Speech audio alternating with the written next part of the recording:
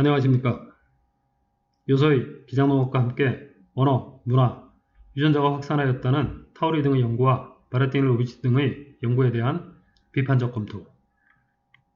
그 최종편이 종합검토. 선사시대 동북아의 유전자, 언어, 문화편을 발표하겠습니다. 타우리 등의 논문과 바레틴 로비치 등의 논문입니다. 먼저 발표할 내용을 간략하게 짚어보겠습니다. 요서의 기장농업과 함께 유전자, 언어, 문화가 확산되었다는 이들 가설의 전제인 기장농업이 요서에서 기원하고 확산하였다는 명확한 증거는 발견되지 않았습니다. 가설을 주장한 이들 스스로도 다중기원설을 인정하고 요서기원설을 적극적으로 지지하지 못한 것도 모두 증거가 부족하기 때문입니다. 기장이 확산하였다는 증거는 제시하지 못했지만 선사시대 동북아가 언어, 문화적으로 긴밀한 관계였다는 여러 단서를 제시하였고 요서와 한반도의 밀접한 유전적 관계를 확인하였습니다. 유전적으로 요서는 연해주와 관계가 분명치 않고 한반도와는 밀접한 관계가 확인되고 있음에도 중국 연구자들이 요서와 연해주의 유전적 관계만 부각시키는 것은 숨겨진 의도가 있기 때문입니다. 그 후손이 국가로 존재하는 한반도보다 세력이 소멸된 연해주를 부각하는 것이 요서의 영국권을 주장하는 데 유리하다고 믿기 때문입니다. 요서와 한족의 유전적 관계는 명확하지 않습니다. 홍산문화인의 남방혈통도 앙소문화와 다른 경로로 요서로 유입되었음을 앞서 발표한 유전자편에서 언급한 바 있습니다. 이 파트에서는 유전학, 고고학, 언어학을 종합하여 동북아의 유전자, 언어, 문화의 관계를 살펴보고자 합니다. 발표는 1. 유전자의 확산 2. 기장농업의 전파 3. 언어의 확산 4. 문화의 확산 5. 동북아 집단과 한족 집단 등 5부분으로 구성하였습니다. 이들의 연구를 통찰하기 위해서는 두 가지 전제를 이해할 필요가 있습니다.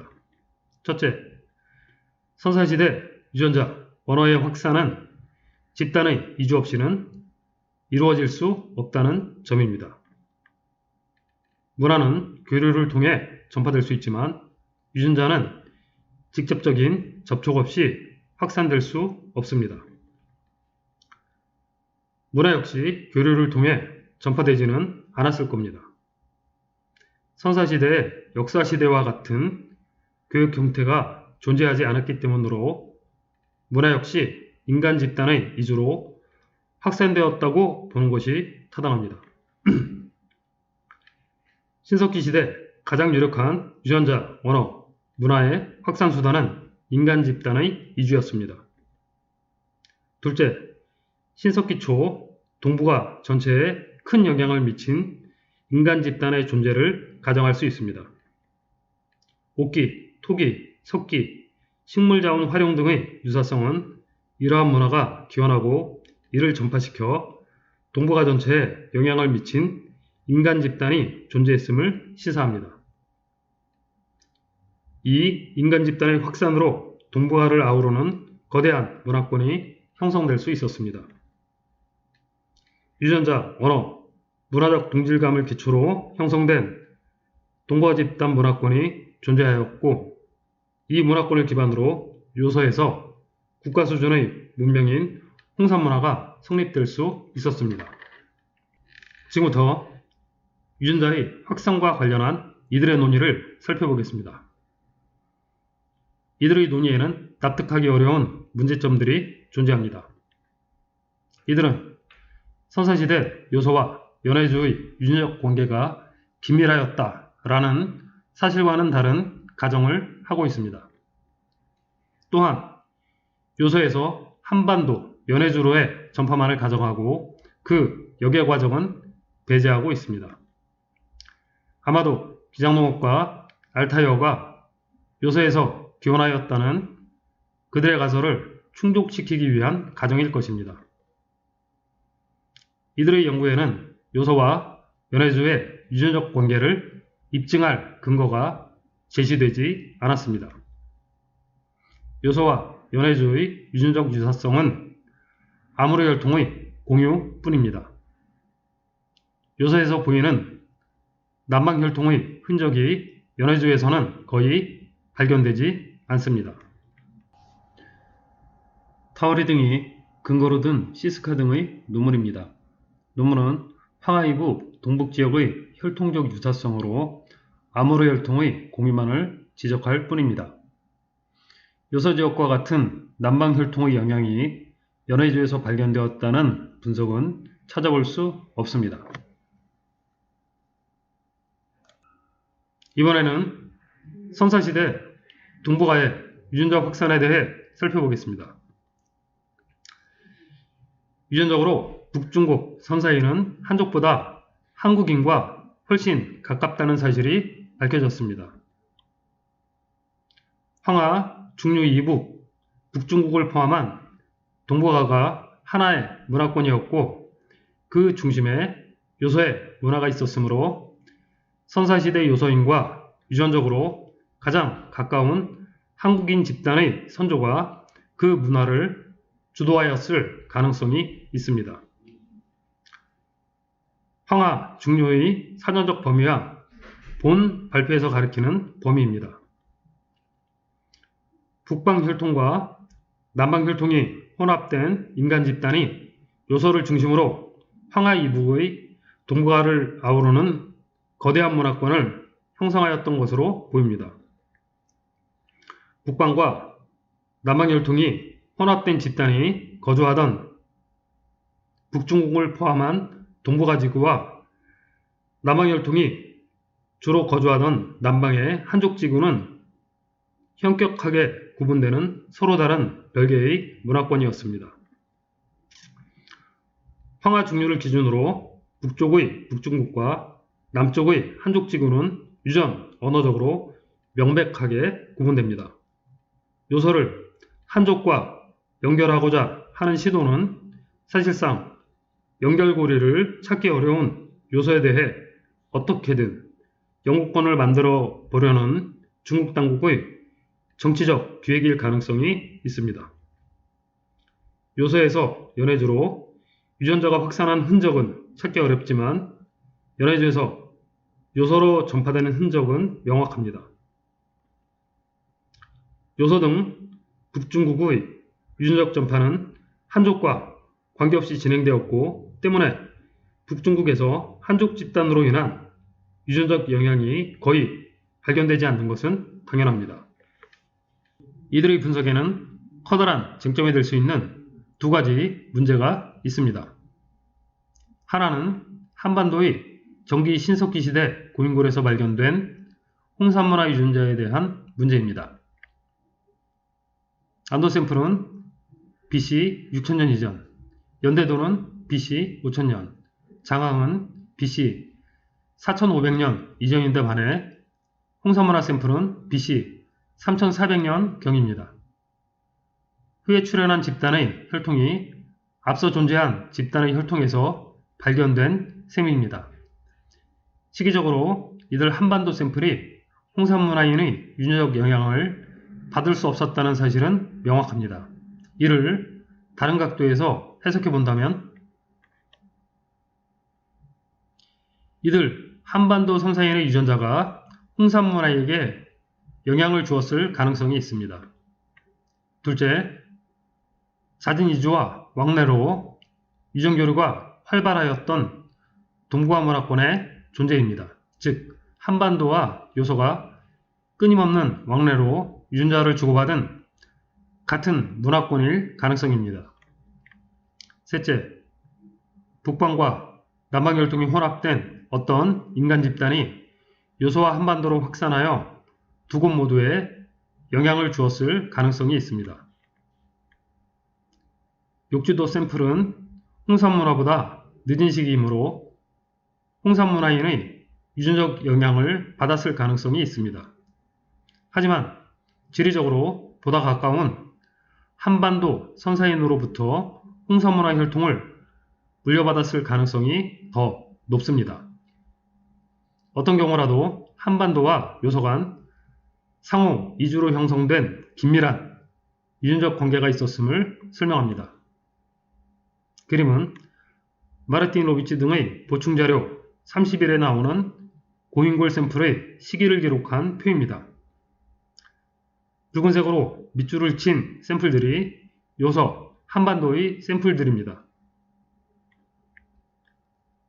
홍산문화 발랍사는 BC 3350년, BC 3350년, BC 3338에서 3098년이고 장항은 BC 4891에서 4689년, BC 4701에서 4545년, BC 4668에서 4463년, 안도는 두 샘플 모두 BC 6300에서 3000년이며 통영 연대도는 BC 5000년경으로 기록되어 있습니다.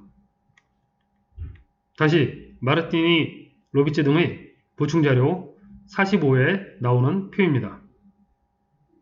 앞서 제시한 장항 샘플의 연대가 보정연대로 기록되어 있고 여수, 안도 샘플들의 보정연대가 기원전 6000년 이전으로 기록되어 있습니다. 또 다른 쟁점은 대중리 샘플의 연대가 신석기인지 청동기인지 아직 명확하지 않다는 것입니다. 대중리는 한국에서 신석기 유적으로 보고되었습니다. 하지만 마르틴 로비치 등은 대중리 샘플의 AMS 연대를 청동기 시대로 분석하였습니다. 발굴에 참여하고 마르틴 로비치 등의 논문에 공동저자로 참여한 안덕임은 마르틴 로비치 등의 분석과 달리 대중리 유적을 신석기 시대의 패충으로 분석하고 있습니다. 대중리 샘플이 신석기에 속한다면 청동기 후기인 하가점 상층 문화보다 한참 이전 시기에 해당합니다. 따라서 시기적으로 늦은 하가점 상층 문화인의 유전적 영향을 받을 수 없습니다. 만약 청동기에 속한다면 안도, 연대도, 장원과 마찬가지로 한반도에서 하가점 상층 문화로 확산하였거나 한반도와 하가점 상층 문화 모두에 영향을 준 또 다른 인간 집단의 존재 혹은 유전적으로 긴밀한 동북아 문화권의 존재를 살펴봐야 할 것입니다. 이들의 데이터는 이들의 유전학적 분석이 제한적 결론밖에 제시할 수 없음을 보여줍니다. 우선 요서에서 한반도로 유전자가 확산되었다는 주장은 현재로서는 증명이 불가능하며 반대의 상황이 성립될 가능성도 있습니다. 다만 한반도와 요서 간 상호 이주를 포함한 긴밀한 유전적 관계가 있었음은 명백해 보입니다. 한반도와 요서는 같은 문화권에 속했을 가능성이 높습니다. 요서, 앙한계, 하민, 한반도 등이 같은 문화권이었을 것으로 추정됩니다. 고고문화와 농업 등 요서에서 한반도로의 일방적인 확산이 아닌 쌍방향으로 영향을 주고받았음을 파악할 수 있는 여러가지 근거가 제시되었습니다. 현대 한국인에게 요서의 유전적 흔적이 강하게 남아있다는 것은 신석기 시대부터 멀지 않은 역사 시기까지 요서와 한반도를 포함한 동북아에서 요서의 유전자를 보유한 채 오랜 시간 연속성을 유지한 집단이 존재하였음을 의미하며 이 집단이 한국인과 직접적인 계승관계를 가지는 인간 집단임을 강하게 시사합니다. 한반도 선사인인 안도, 연대도, 대중리, 장항, 욕지도인과 각 인간 집단의 유전적 거리를 보여주는 F3 테스트의 결과입니다. X, 한반도 선사인, 음부티의 순서로 테스트를 진행하면 수치가 클수록 한반도 선사인과 가깝고 작을수록 먼 관계를 나타냅니다. 안도 샘플은 앙한계, 가덕도 장항해 샘플과 매우 가깝고 현대 한국인과는 상당한 거리가 있습니다. 연대도 샘플은 구마, 니쇼다, 야요이와 가장 가깝고 한국인보다 일본인에 가깝습니다. 장항 샘플은 나가바카, 조기조몬과 가장 가까우며 안도와도 가깝습니다. 반면 한국인과는 상당한 거리가 있음을 볼 수 있습니다. 대중리 샘플은 선비족, 일본인과 상당히 가깝고 한국인과는 상당한 거리가 있습니다. 조몬대 홍산문화인의 비율이 95대 5로 분석된 욕지도 샘플은 여러 조몬과 밀접하며 야요이, 일본인과도 비교적 가까운 거리에 있습니다. 한반도 선사인과 현대 한국인 간의 상당한 유전적 거리가 확인됩니다. 아마도 현대 한국인의 직계조상은 주된 활동 무대가 요소가 아니었을까 생각됩니다. 이번에는 기장농업의 전파와 관련한 논의를 살펴보겠습니다. 타우리딘과 마르틴 로비치 등은 기장농업이 요소에서 기원했다고 주장합니다. 하지만 많은 다른 연구자들은 기장의 다중기원설을 지지하고 있습니다. 마르틴 로비치 등도 황하이남과 요소의 유전적, 언어적 거리가 비교적 크다는 것을 인정하고 기장농업의 다중기원설을 지지하였습니다. 다중기원설이 옳다면 기장농업과 함께 언어, 문화, 유전자가 확산하였다는 이들의 가설은 성립될 수 없습니다. 동부가 여러 지역에 대한 더 많은 고고학 데이터가 축적되어야 명확한 결론을 내릴 수 있을 것입니다.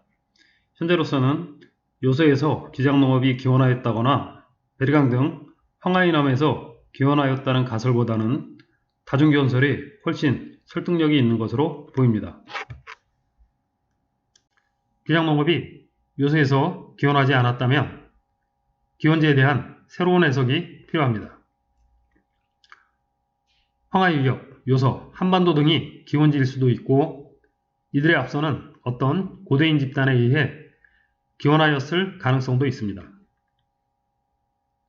어디에서 기원하였든지 기장은 지역적으로 동북아 내륙과 중앙아시아까지 포괄하는 대륙성 운대작물로 남방에서 기원하였을 가능성은 극히 낮습니다. 황하 중류 지역인 베리강 등에서 발견되는 기장농업의 흔적 역시 북방의 영향으로 전파되었을 가능성이 크다고 봅니다. 타우리딘과 마르틴 로비치 등의 가설과 문제를 다시 한번 살펴보겠습니다. 기장농업은 9,000에서 7,000년 전 요소에서 기원하여 한반도로 6,500년 전까지 전파되었고 연해주로 5,000년 전까지 전파되었다고 주장합니다. 하지만 몽골과 중앙아시아로의 전파에 대해서는 명확하게 언급하지 못했습니다. 이들 주장은 첫째, 한반도 산동에서도 요소와 비슷한 시기의 기장 흔적이 발견되고 있고 둘째, 기장이 요소에서 기원하였다 하더라도 옥기, 토기 등은 한반도에서 먼저 만들어졌을 가능성이 크므로 기장농업과 함께 문화가 전파되었다는 논리가 성립될 수 없으며 셋째, 중국을 제외한 세계의 연구자 대부분이 기장농업의 기원 시기가 아무리 빨라도 8,000년 이전일 수 없다고 지적하고 있다는 점에서 성립되기 매우 어려운 가설이라고 판단됩니다. 화면의 논문들은 기장농업이 8,000년 이전에 기원하지 않았고 요소의 초기 기장은 길들여지기 이전의 기장이며 베리강, 산동, 요소 등의 기장농업이 서로 비슷한 시기에 시작되었다고 주장합니다. 이 논문들은 9,000년 전 요소에서 기장농업이 기원하였다는 근거로 제시되었지만 오히려 이들 가설의 한계를 명확하게 보여주고 있습니다. 이런 한계는 요소 기원설보다 설득력 있는 새로운 가설의 필요성을 제기합니다. 첫 번째 가설은 비슷한 시기에 기장의 흔적이 발견되는 자산, 산동, 요서, 한반도 등 북방문화 지역에서 다발적으로 기원하였다는 다중 기원설입니다. 두 번째 가설은 자연상태 기장의 활용법을 체득한 인간 집단이 동북아 각지로 확산하여 기장 활용법을 전파하고 그 후손들에 의해 기장농업이 시작되었다는 것입니다. 이 가설 역시 다중기원설을 지지합니다. 이 인간 집단은 기장농업 집단의 혈통적 조상일 수 있습니다. 그림은 선사인의 식생활을 파악하기 위해 고인골의 동위원소를 분석한 결과입니다. 마르틴 로비츠 등의 보충자료 35의 동위원소 분석자료와 동위원소 기준값을 결합한 표입니다. X축은 질량수 13의 탄소 동위원소, Y축은 질량수 15의 질소 동위원소 수치입니다. X축은 식물, Y축은 동물성 식재료를 나타냅니다. 한반도 선사인이 기장농업이 행해진 시기에도 상당량 동물성 식재료를 섭취했음을 보여줍니다. 쌀농업이 보급된 이후에도 대중미인은 시포식물인 기장 등을 주로 섭취한 것으로 나옵니다. 이는 이들이 기장농업 지역에서 이주해온 이주민일 가능성을 보여줍니다. 동위원소 분석법은 유전학과 고고학을 보강하는 중요한 과학적 분석 방법으로 이후 한국에서의 적극적인 활용이 기대됩니다. 이번에는 언어의 확산에 대해 살펴보겠습니다. 이들은 9천여 년 전 요소에서 트랜스 유라시아어가 기원하여 동북아, 연해주, 중앙아시아로 확산하였다고 주장합니다.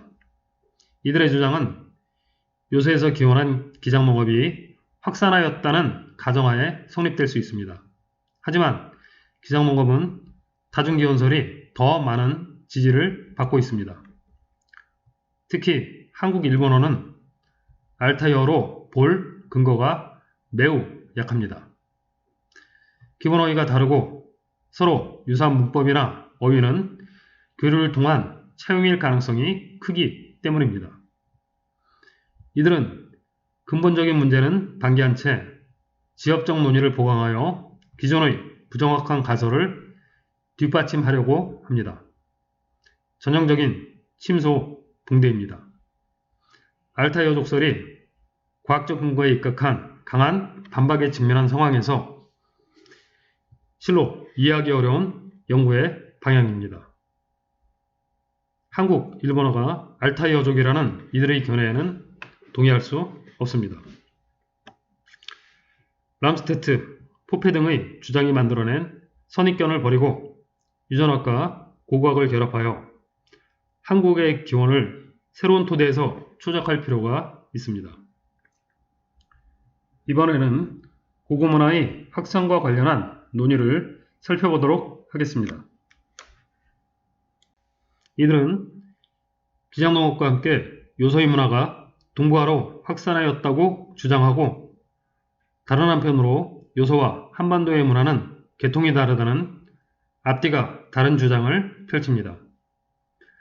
동북아 전체로 확산하였다는 요소의 문화가 유독 한반도로만 전파되지 않았다는 겁니다. 옥기, 토기, 적석총 등 고고문화의 유사성은 선사시대의 요소 한반도를 포함한 황하 이북의 동북아가 하나의 문화권이었으며 요소와 한반도가 문화적으로 매우 긴밀하였음을 설명합니다.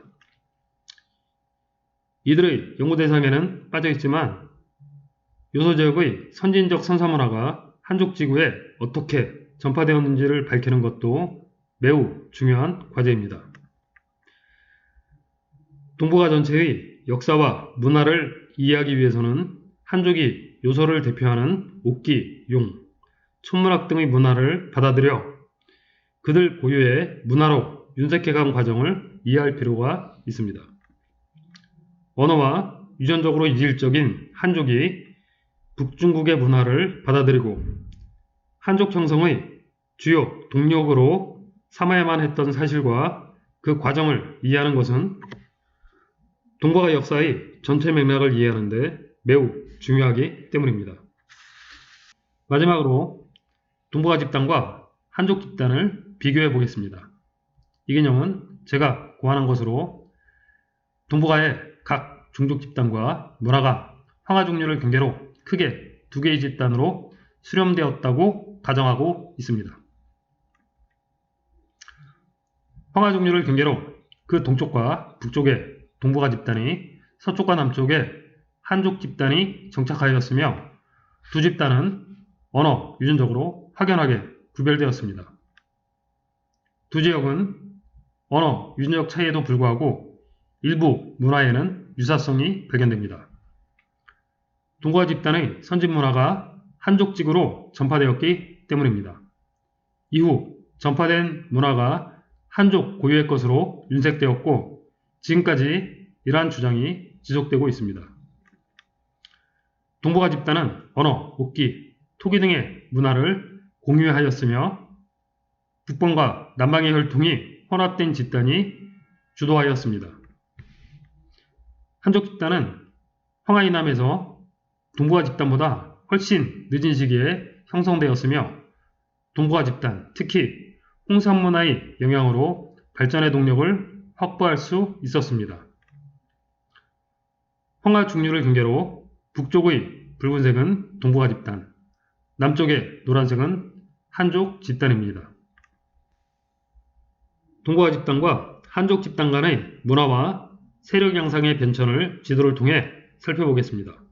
검은색이 진장성, 자주색이 조정성, 녹색이 연장성, 회색이 고구려 때 북제가 세운 기상세위로 이들 장성은 한족 집단과 동북아 집단의 경계 역할을 하였습니다.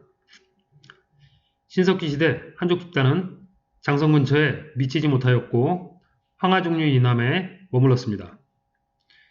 춘추 전국 시대와 진나라 때 한족 집단은 산서성에 진출하여 산서성 중부까지 영역을 확대하고 장성을 축조하였습니다.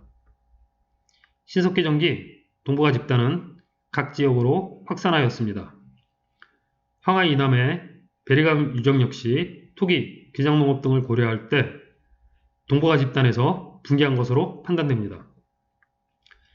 신석기 중기 동북아 집단은 홍산 문화를 중심으로 동북아 전체를 아우르는 문화권을 형성하였고 한족 집단은 이 시기에 앙소 문화가 성립되어 독자 문화의 출발점이 형성됩니다.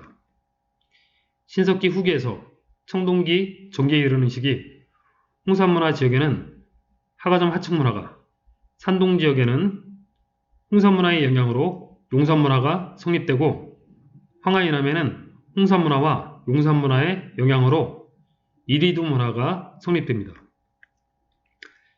청동기 전기 황하 이북은 하가점 하층 문화가, 황하 이남은 앙소 문화가 두 지역의 집단을 대표하는 세력이었습니다. 청동기 중기 용산 문화와 이리두 문화의 영향으로 은나라가 건국됩니다. 중국의 많은 연구가 은나라의 북방교원서를 지지하고 있습니다. 홍산 문화, 하가점 하층 문화에서 용산, 이리두로 다시 은상으로 문화가 계승된 것으로 판단됩니다.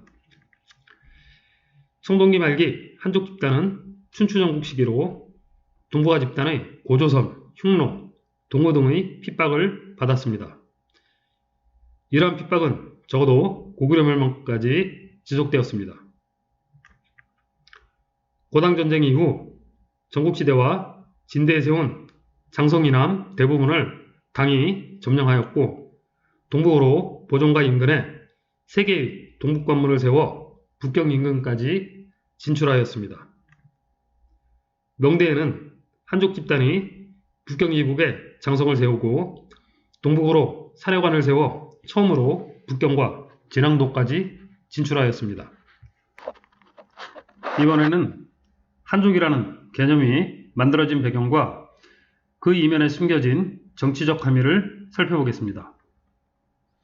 현재의 한족은 종족, 혈통적 의미가 아닌 미국의 네이션과 유사한 개념으로 여러 집단이 경제문화를 매개로 상호 이익을 위해 정치적인 타협을 통해 만들어낸 그러한 개념으로 보는 것이 타당합니다.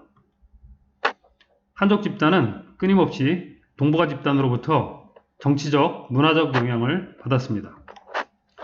신석기 시대에는 홍산 문화의 영향으로 앙소 문화, 청동기 시대에는 용선 문화 및 하가자마청 문화의 영향으로 이리드 문화가 성립되었습니다. 한족 집단은 한때까지 고조선, 흉노, 동호, 수당대에는 고구려, 송대에는 거란, 몽골, 명대에는 만주족 등 동북아 집단의 핍박을 받았습니다.